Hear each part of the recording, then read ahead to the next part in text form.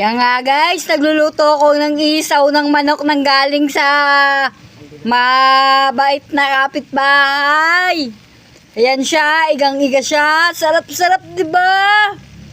Sana all, nag-uling nga lang pala ako dyan kasi wala na akong super kala, naubos na. Ayan guys, sobrang sarap. Yummy! Juicy! Yum, yum, yum, yum!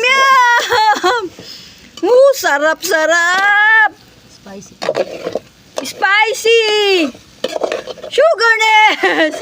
Wow! Sarap! Kanin na lang! Pangapanahon ng pagkakataon, may babalik ba ang kahapon? Lumilipas ang panahon. Yummy, juicy, sugarness, tuyong-tuyo. Ay, sarap, may kanin lang. Kanin na lang.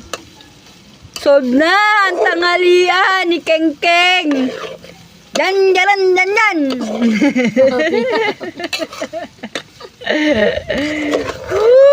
Sarap ng isaw, yummy.